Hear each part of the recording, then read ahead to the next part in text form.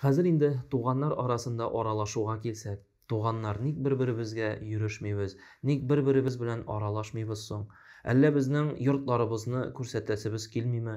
Әллә безнең атларыбызны күрсәтәсебез килмиме? Әллә без аны яшерәбезме? Яхшы-яхшы җиһазлар алып куябыз да, зур-зур йозаклар белән өйләребезне бикләп куябыз. Шушындамы хикмәт? Бер нәрсәбез юк иде, ничектер матур гына аралашып яшәдек. Хәзерге көндә бөтен нәрсәбез бар, туганнар белән килешеп булмый. Әти-әнидән калган байлыкны бүлә алмау, шушында туганнар белән ызгышу, талашу, ул гына да түгел, ул туган үзе миңа килергә тиеш, ул үзе миңа мөрәҗәгать итәргә тиеш дибез. Кем кемгә эндәшергә тиеш? Кем кемгә мөрәҗәгать итәргә тиеш?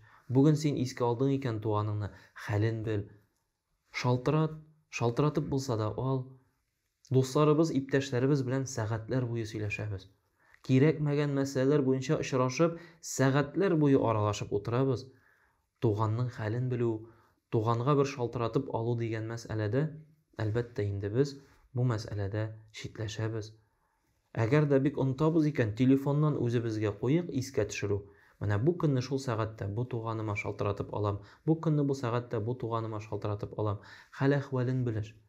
Ни хәл ул, ничек яшәп ята ул, һәм зарланмаска тырышырга кирәк.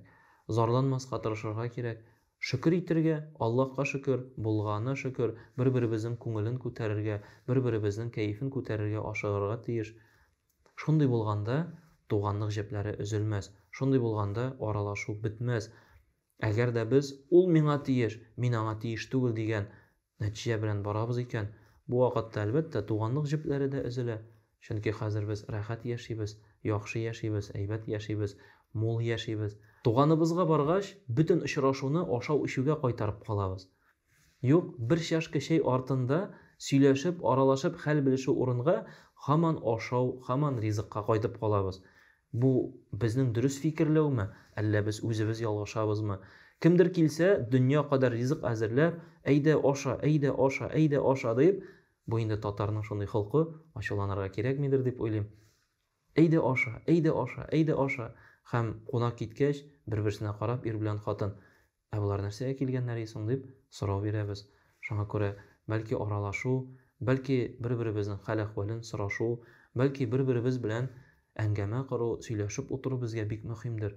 Һаман дөнья турында, һаман дөнья байлыгы турында күп аралашып, күп сөйләшеп, үзебезне үзебез бетерәбез. Беребезнең дөньябыз беребезгә кирәк түгел.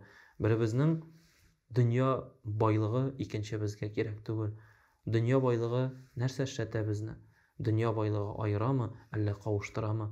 Шуңа бәлки дөньяны читкә куеп, бер-беребезнең рухи халәте турында сорашыргадыр.